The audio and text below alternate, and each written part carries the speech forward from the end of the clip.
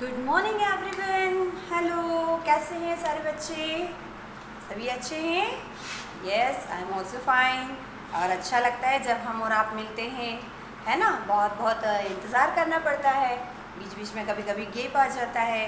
और चूँकि हम लोग हमेशा से साथ में मिलते रहे हैं और अभी बहुत लंबे दिन हो चुके हैं हम लोग नहीं मिल पा रहे हैं, तो सच्ची बताएं, we miss you a lot and I hope you also miss me. Yes, बहुत सारे बच्चों से बात होती है, पता चलता है हमें। तो सच्ची कहें बेटा, आप लोगों से हमें भी मिलने को बहुत दिल करता है, लेकिन अभी हम सबको थोड़ा सा और इंतज़ार करना पड़ेगा, है ना, जब तक कि हमारे आसपास की स्थितियाँ वापस से पहले जैसी नहीं हो जाती हैं। ठीक है, लेकिन उससे आपका और हमारा जो मिलना है, हमारा जो पढ़ाई है, जो हमारे बीच का बाउंडेशन है, वो तो इफेक्ट नहीं होगा, है ना। क्योंकि मैं अभी तक देख रही हूँ कि बच्चों के रिस्पॉन्स भी अच्छे आ रहे हैं, और जहाँ तक है आप लोग को हमारी पढ़ाई समझ में भी आ रही है ना। और जिन बच्चों को डाउट होता है वो लोग मुझसे कांटेक्ट भी करते हैं और काफ़ी हैप्पी भी होते हैं। तो इस तरह से अगर हमारा माइंड फ्रेश होता है, हमारे दिल को पढ़ाई अच्छी लगती है, तो हमें उसको पढ़ने में मज़ा भी आता है। ठीक है, तो आज वापस से क्या करने वाले हैं, हम अपनी जो हिंदी की क्लास है वो फिर से हम अपना जो पेंसिल का व्याकरण बुक था ना, उसका 3rd चैप्टर याद है, पार्ट 3 हम लोग ने पढ़ा था, शब्द और वाक्य। याद आया? शब्दों के बारे में हमने कुछ आपको बोला था। सार्थक वर्णों से बनते शब्द, सार्थक शब्दों से बनते वाक्य, ऐसा छोटा सा स्लोगन दिया था हमने। हाँ, जिन बच्चों ने लर्न किया होगा उन्हें तो अच्छे से पता होगा कि मैम ने लास्ट टाइम कहाँ पे छोड़ा था और हमें क्या वर्क दिया था। हमने आपसे कहा भी था कि आपको कम से कम 10 तत्सम और तद्भव शब्द पढ़ना है, लिखना है और लर्न करना है ना। याद है, हमने आपको बताया था कि शब्दों के समूह से जिसका एक मीनिंग निकलता है ना, उसको हम वाक्य कहते हैं। और शब्द कैसे बनते हैं? 2 या 2 से अधिक वर्णों के समूह से जिसका कोई एक निश्चित अर्थ होता है, उसे हम लोग शब्द कहते हैं। तो इस तरह हमने पिछली बार क्या पढ़ा था कि वाक्य जो होते हैं उनको हम लोग 2 बेस पर, 2 आधार पर बांटते हैं। एक हमने पढ़ा था कि उसका होता है बनावट के आधार पर, शब्द कैसे बनते हैं, तो आपने रूढ़, यौगिक और योग रूढ़ शब्द पढ़े थे। फिर हमने पढ़ा था उत्पत्ति के आधार पर, मतलब शब्द कैसे उत्पन्न हुए हैं, आवश्यकता हुई तो वो शब्द अपने आप बनते चले गए, उसको कहते हैं उत्पत्ति। हमने पढ़े थे कि एक होते तत्सम शब्द और एक होते तद्भव शब्द। फिर हमने ये पढ़ा था कि तत्सम शब्द किन्हें कहते हैं? जो शब्द संस्कृत भाषा से हिंदी भाषा में वैसे के वैसे प्रयोग किए जाते हैं, उन शब्दों को हम लोग तत्सम शब्द कहते हैं। और जो शब्द संस्कृत भाषा से थोड़ा सा अपना रूप बदल कर हिंदी में प्रयोग किए जाते हैं या यूज़ किए जाते हैं, बोले जाते हैं, वे शब्द तद्भव शब्द थे। जैसे सूर्य तत्सम था, उसको अपने तद्भव करके सूरज कर लिया था। अग्नि तत्सम शब्द था, उसको आपने रूप बदल के आग कर लिया था। ऐसे ही आपका घी तद्भव था, जबकि उसको पहले हम क्या बोलते थे? घृत बोलते थे। फिर हमने आपको बताया था जैसे उल्लू, आप जो शब्द प्रयोग करते उसको हम लोग क्या कहते हैं? संस्कृत में उल्लू कहते हैं। तो ऐसे हमने आपको एक बहुत सी बड़ी सूची बताई थी जिसमें हमने तत्सम और तद्भव शब्दों के बारे में पढ़ा था। आज पेज नंबर 141 निकालेंगे सभी और 142, है ना। आज हम अपने इस पाठ को आगे बढ़ाएंगे और फिर इसके अभ्यास प्रश्नों को समाप्त करेंगे। तो हमने आपको वाक्य की भी डेफिनेशन बता दी थी कि वाक्य किसे कहते हैं? 2 या 2 से अधिक शब्दों के समूह को वाक्य कहते हैं, जिसका कि क्या होता है? एक अर्थ निकलता है। याद आया? प्रीति फूल सूंघ रही है, हमने 3 से 4, 5 शब्दों को मिलाकर एक समूह बनाया है, लेकिन उसमें क्या हो रहा है? उसका एक सेंस निकल रहा है, उसका एक अर्थ निकलता है, तो वो वाक्य बन रहा था। फिर हमने आपसे कहा था कि हम इसके अगले में वाक्य के अंग पढ़ेंगे, है ना। वाक्य के अंग अब हम आपको बता देते हैं कि किन्हें कहते हैं।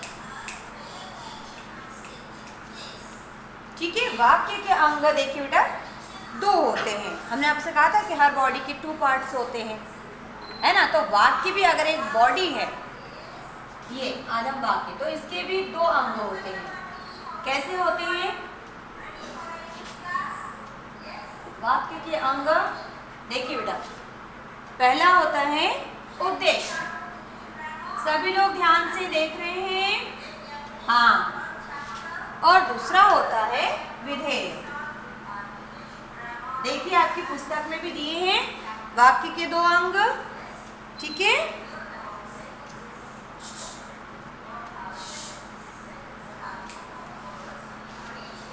उद्देश्य और विधेय में पहला उद्देश्य किसे कहते हैं?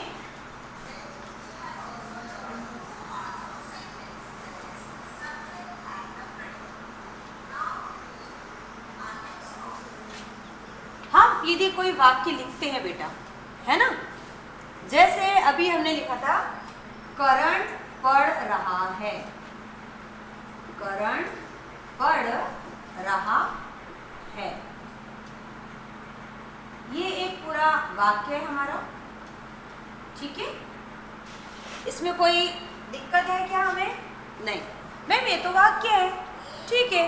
अब क्या परेशानी है? सुनिए, ध्यान से सुनेंगे। वाक्य के 2 अंग होते हैं, एक होता है उद्देश्य और एक होता है विधेय। ये है आपका एक वाक्य। वाक्य में जिसके संबंध में कुछ कहा जाता है, वाक्य में जिसके संबंध में कुछ कहा जाता है उसे उद्देश्य कहते हैं। यानी कि हमारा वाक्य शब्दों से मिलकर बना है।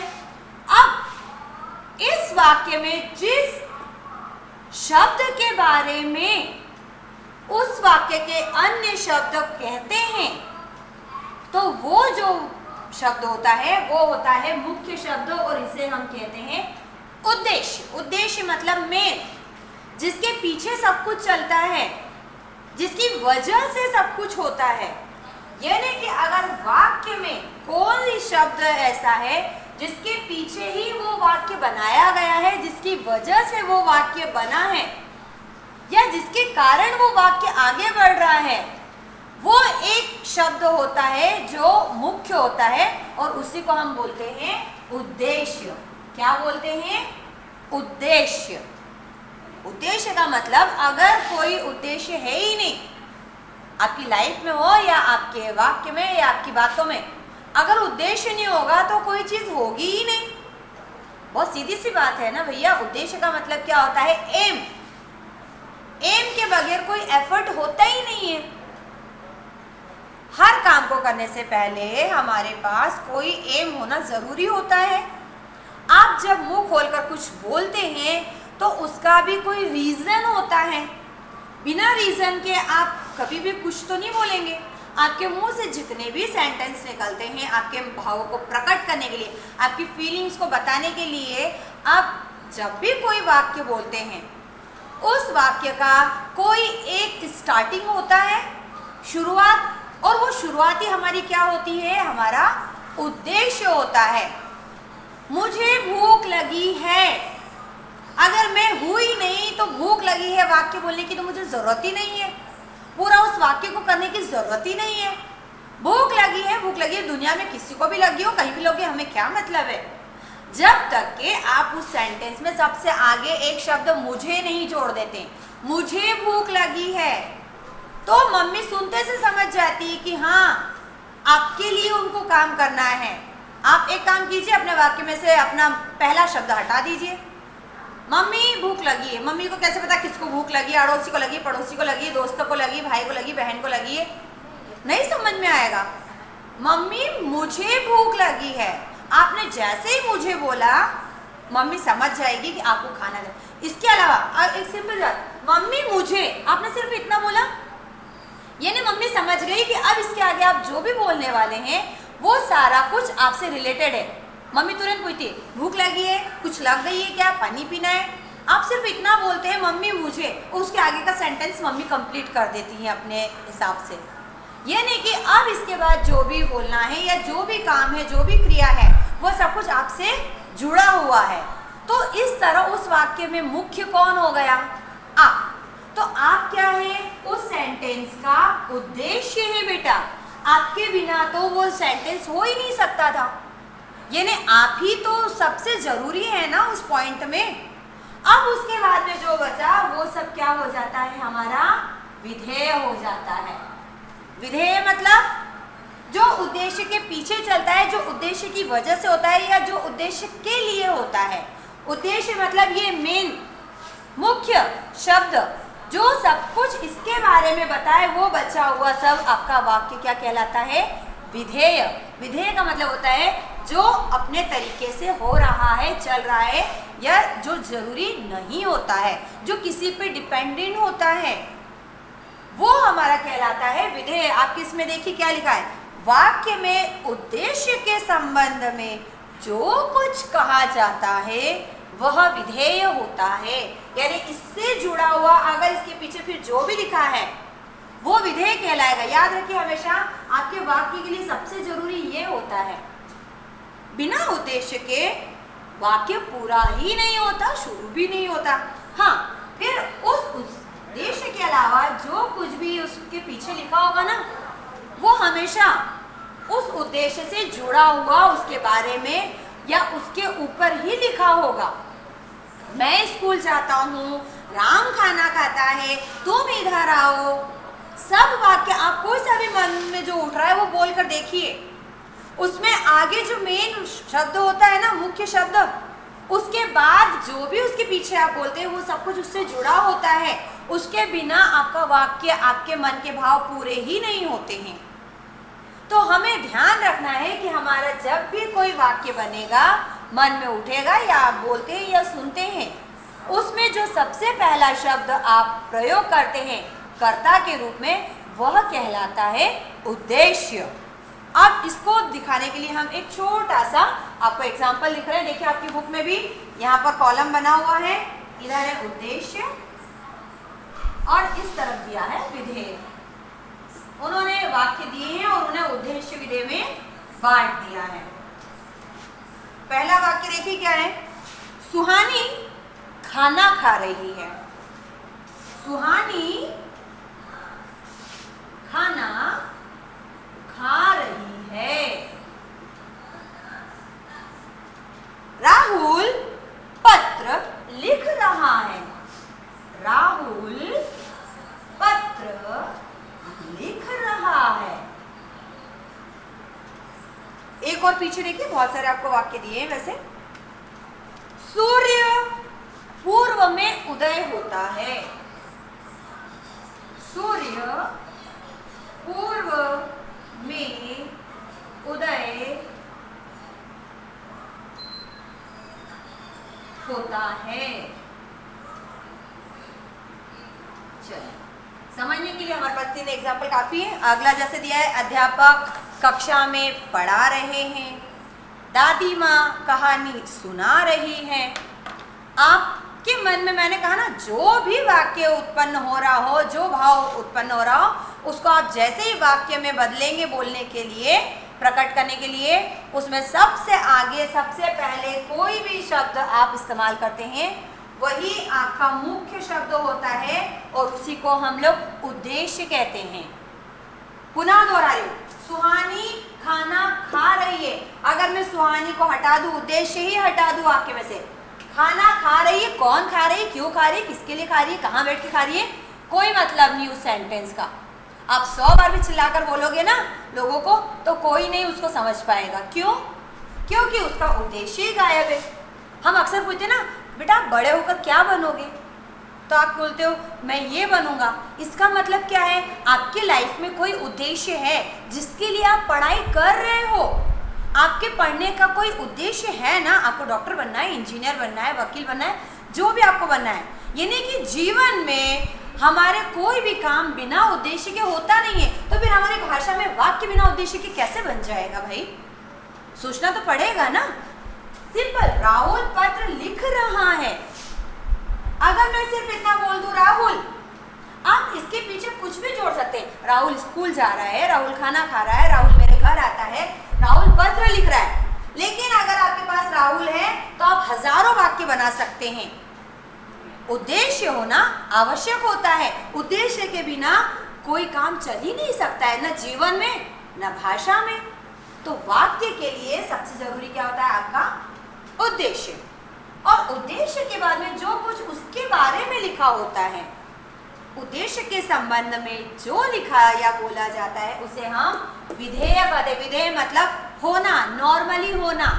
राहुल पत्र लिख रहा है, राहुल खाना खा रहा है, नॉर्मल। राहुल विद्यालय जा रहा है, नॉर्मल है सब कुछ। खाना खाना, विद्यालय जाना, पत्र लिखना। लेकिन जरूरी क्या है? ये राहुल जरूरी है, इसके बिना कोई काम हो ही नहीं सकता है। इसलिए उन्होंने बेटा वाक्य को दो अंगों में बांटा है। अगर गर्दन नहीं है अपने शरीर में तो बाकी पूरा पार्ट भी है तो भी आपकी कोई पहचान नहीं है, क्योंकि सबके दो हाथ, दो पैर, एक पेट, सब अंदर से एक जैसा है। इंसान की पहचान हम कैसे रखते हैं? उसके चेहरे से। ये जो आपका चेहरा, ये आपका उद्देश्य है। इस बिना उद्देश्य के आप बाकी के वाक्य का अंग अगर है भी तो कैसे पहचानोगे कि ये राम का बॉडी है, कि ये चेरी की बॉडी है, कि ये अथर्व की बॉडी? अगर सबकी सिर ऊपर से मैं हटा दूं तो उनकी फेस उन पे लगे तभी तो आप पहचान पाते हो कि ये अथर्व है, ये कृष्णा है, ये कृष्णा शर्मा है, ये कृष्णा महाजन है। होते ना सेम नेम के भी आपके फ्रेंड्स, बट उनके फेस से आप पहचान जाते हो, नहीं मैम ये वो वाला बच्चा है और इसका नाम ये है। यानी कि आपके वाक्य की बॉडी के लिए आपका ये जो उद्देश्य है वो जरूरी होता है, वो पहचान होता है, वो आवश्यक होता है।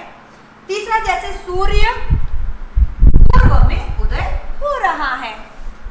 अगर मैं बोल दूं पूर्व में उदय होता है, क्या उदय होता है भाई? बहुत सी चीजें हैं। चंद्रमा भी उदय हो सकता है। हमारे लिए जरूरी क्या था? सूर्य। सूर्य पूर्व में उदय होता है। आप चाहो तो इसके पीछे और भी कुछ लगा सकते हो। सूर्य निकलता है, सूर्य चमकता है, सूर्य पूर्व दिशा में चमकता है, सूर्य पश्चिम दिशा में अस्त होता है। सूर्य को लेकर मैं 1000 वाक्य बना सकती हूँ, लेकिन इस एक विधेय को लेकर मैं 1000 वाक्य नहीं बना सकती। क्यों? क्योंकि इस एक वाक्य को पूरा करने के लिए 1000 तो छोड़ो, एक शब्द भी जरूरी है। वो एक मुख्य शब्द ही मेरा क्या कहलाता है? उद्देश्य। बात समझ में आ गई? और मुझे उम्मीद है कि अब तो बहुत अच्छे से समझ में आ गई होगी।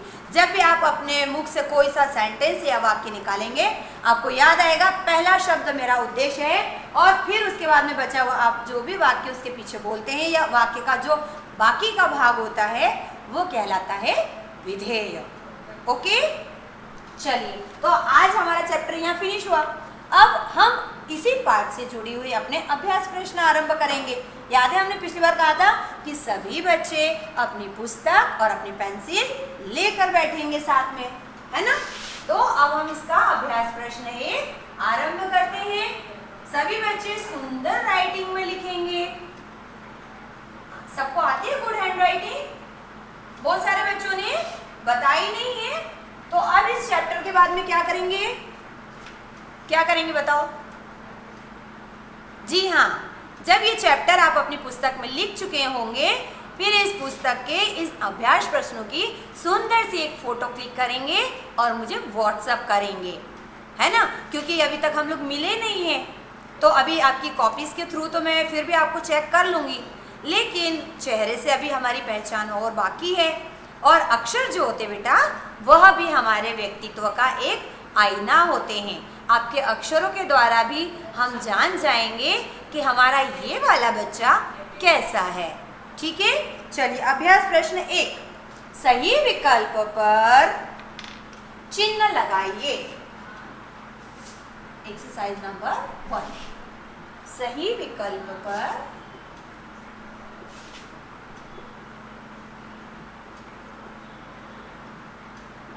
चिन्ह लगाइए।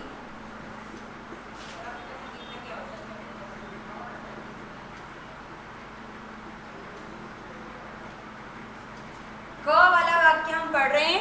हमें प्रत्येक वाक्य के साथ में 3 विकल्प दिए गए हैं बेटा। चलिए पहला वाक्य हम पढ़ते हैं।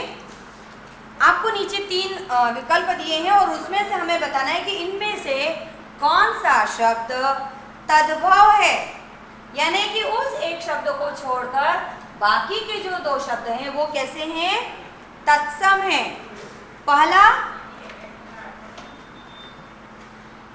प्रहर, दूसरा धुआं और तीसरा है दुग्ध।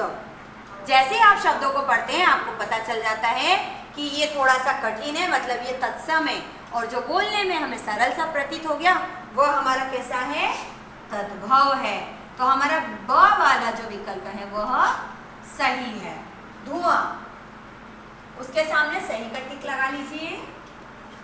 ख, जो शब्द एक निश्चित अर्थ के लिए प्रसिद्ध हो जाते हैं उन्हें क्या कहते हैं? रूढ़ शब्द, यौगिक शब्द या योग रूढ़ शब्द?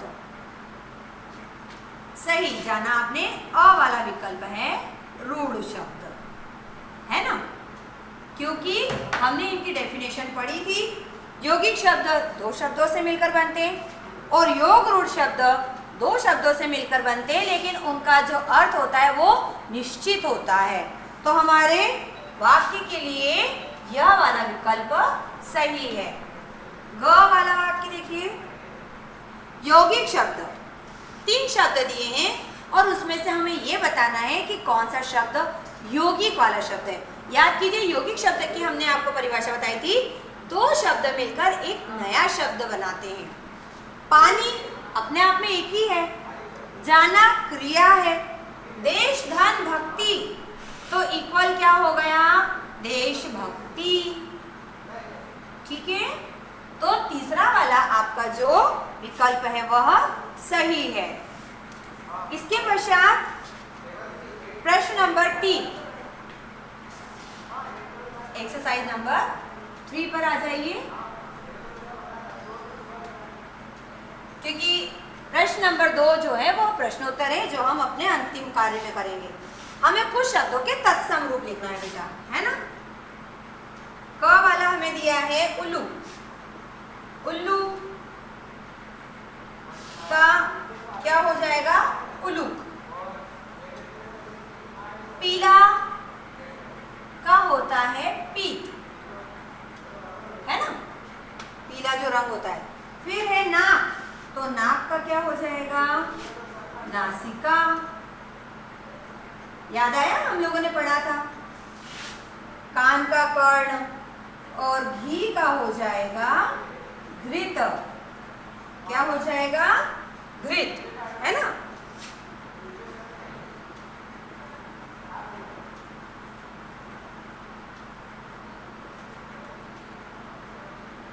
इसके पश्चात है अभ्यास प्रश्न 4। अभ्यास प्रश्न 4 के लिए हम लोग यहाँ पर कर रहे हैं एक्सरसाइज नंबर 4। अब हमें शब्दों के तद्भव रूप लिखना है बेटा। तद्भव रूप लिखें। पहला दिया है अर्ध, इसका हो जाएगा आधा। क्या हो जाएगा? आधा, है ना? उसके सामने दिया है कपोत। कपोत को हम लोग क्या कहते हैं? कबूतर।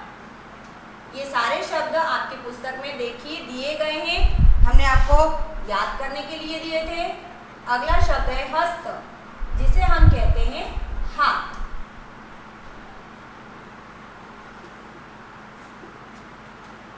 फिर चौथे नंबर पे आपको दिया है अग्नि।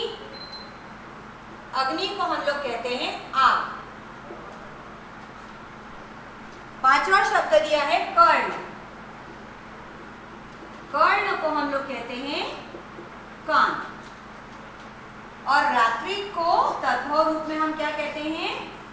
रात, है ना? नीचे दिए गए वाक्यों में उद्देश्य और विधेय को अलग करना है बेटा। क्या करना है? उद्देश्य और विधेय को अलग करना है। और जहां तक मैं समझती हूँ अब मेरे बच्चे उद्देश्य और विधेय को अलग करने में सक्षम हो चुके हैं, है ना? फिर भी हम यहाँ पर कर रहे हैं। एक्सरसाइज नंबर 5 देखिए बेटा। वाक्य आपके सामने लिखे हुए हैं, हम सिर्फ उद्देश्य और विधेय अलग कर रहे हैं। ये रहा उद्देश्य और इधर है विधेय। ठीक है। क वाला देखिए वाक्य, उद्देश्य है चंद्रमा और विधेय क्या हो जाएगा? अस्त हो रहा है। अस्त हो रहा है, पूर्ण विराम। ख वाला वाक्य, ऐश्वर्या गाती है, तो हमारा उद्देश्य है ऐश्वर्या। ऐश्वर्या नहीं होगी तो गाएगा कौन? तो गाती है जो है वो क्या हो गया हमारा? विधेय, गाती है, पूर्ण विराम। ग वाला वाक्य देखिए बेटा, माताजी खाना पका रही है। माताजी कौन है? हमारी उद्देश्य है, क्योंकि माताजी के बगैर तो घर में खाना बनता ही नहीं है। खाना पका रही है, पूर्ण विराम। चलिए अब इसके पश्चात प्रश्न नंबर 6 या 6, हमें 5-5 शब्द लिखना है बेटा, और यह कार्य हम आपको ही दे रहे हैं। आपको 5 रूढ़ शब्द, 5 यौगिक शब्द और 5 योग रूढ़ शब्द लिखना है। 3-3 शब्द तो आपकी पुस्तक में दिए गए हैं और बाकी के 2 शब्द आप स्वयं से ढूंढेंगे और लिखेंगे। और 1 हफ्ते के बाद हम यही वाला कार्य जब आप मुझ तक पहुंचा चुके होंगे, हम आप उसका आंसर सेंड करेंगे। ठीक है। अगर आपको लगता है कि मैम ये वाला शब्द ये है या नहीं, आप मुझे लिख कर भेजिए और आप करेक्शन करवा सकते हैं। तो अभ्यास प्रश्न 6 जो है आपका, वह क्या है? हमारा एक्सरसाइज नंबर 6, होमवर्क। ओके, चलिए अब इसको हम यहाँ से हटा दे रहे हैं। अब हम अपने प्रश्नोत्तर लिखेंगे बेटा।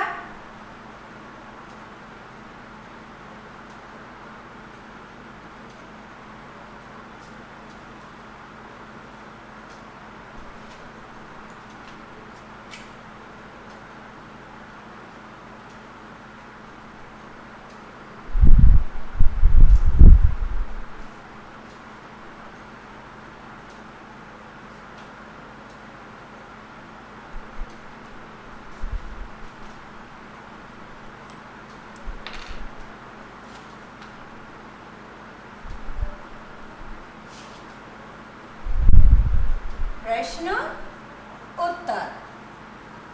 ठीक है। अब हमारा पहला प्रश्न देखिए, आप सभी की पुस्तक में आपको बाकायदा प्रश्न उत्तर के लिए जगह दी गई है, तो हम यहाँ पर सीधे उत्तर नंबर क लिख रहे हैं।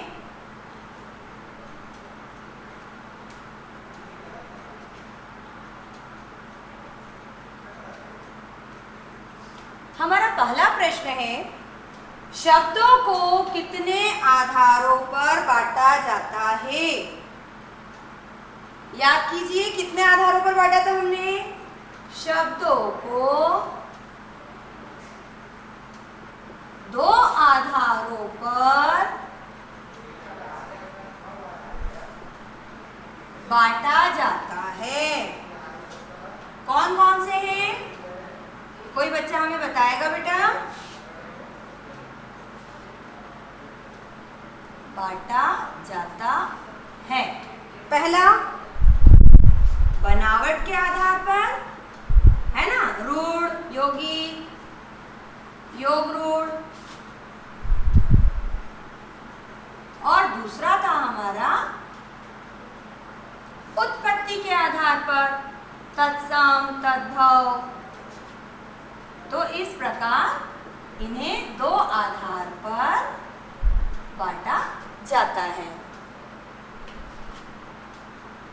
लिखते समय मात्राओं का ध्यान रखेंगे, शब्दों का ध्यान रखेंगे। शब्दों के बीच में आपने बराबर दूरी छोड़ी है या नहीं, उसका ध्यान रखेंगे। टीचर के जितना नहीं स्पष्ट, लेकिन आप लोगों को समझ में आ सके इतना स्वच्छ लेखन आपको करना चाहिए, है ना। प्रश्न नंबर ख, उत्पत्ति के आधार पर शब्द के कितने भेद हैं? बहुत सरल है, अभी हम लोगों ने लिखा है, देखिए, उत्पत्ति के आधार पर शब्द के कितने भेद हैं? 2 भेद होते हैं। उनके नाम भी लिख देते हैं हम, है ना। पहला तत्सम और दूसरा कौन सा है? तद्भव। बहुत कठिन है क्या? नहीं।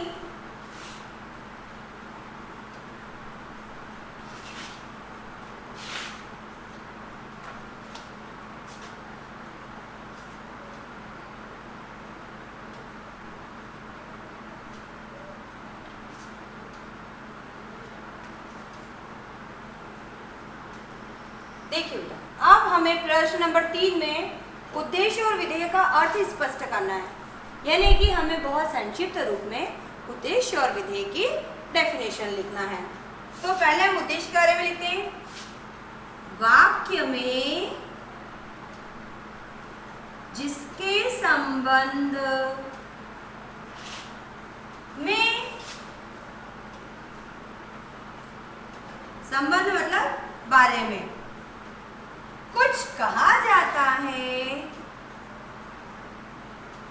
कुछ कहा जाता है, उसे उद्देश्य कहते हैं, है ना। यही हमने भी पढ़ा था ना अभी, उद्देश्य कहते हैं। तथा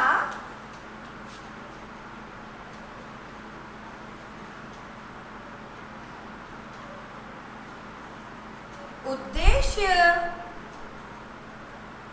के संबंध में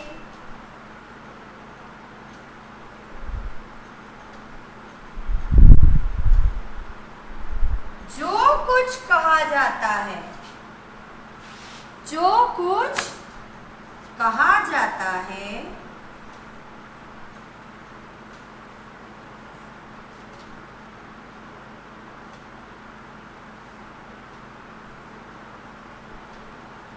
उसे क्या कहते हैं? विधेय कहते हैं। उसे विधेय कहते हैं। पूर्ण विराम। चलिए एक बार हम सिर्फ दोहरा देते। वाक्य में जिसके संबंध में, मतलब जिसके बारे में कहते हैं, उसे उद्देश्य कहते हैं, और उद्देश्य इसके संबंध में जो कहते हैं उसे विधेय कहते हैं।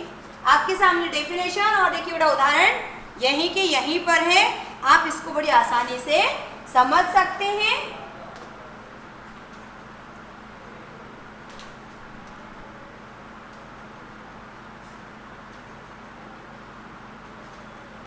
ठीक है, तो हमारे प्रश्नोत्तर यहाँ पूर्ण होते हैं। अब चूंकि मैंने आपको प्रश्न नंबर 6 होमवर्क के लिए दिया है, और मुझे पता है मैम एक तो व्याकरण वैसे ही समझ में नहीं आती है, और फिर आप व्याकरण में हमें होमवर्क दे रहे हैं। ठीक है, हम आपके होमवर्क को थोड़ा सा इजी कर देते हैं। एक्सरसाइज नंबर 6 है ना, 5 शब्द लिखना है, लेकिन मैं इजी कर रही हूँ, छोड़ नहीं रही हूँ आपको। 5 शब्द लिखिए। कैसे? ठीक है, पहला है रूढ़ शब्द,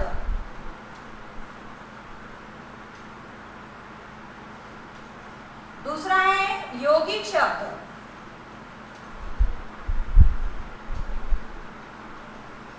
और तीसरा है योग रूढ़ शब्द।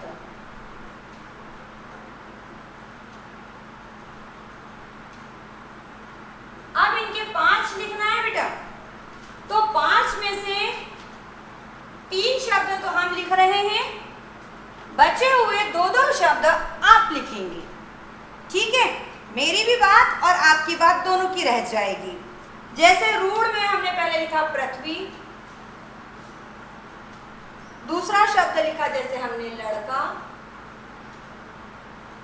तीसरा शब्द लिखा जैसे हमने सिंह, ठीक है। अब इसके आगे के दो शब्द आप लिखेंगे। यौगिक जैसे पुस्तकालय, फिर होता है विद्यालय या दूध वाला, ठीक है। योग रूढ़ में है जैसे आपका आखर, एक है पंकज, फिर हम लिख सकते हैं यहाँ पे लंबोदर,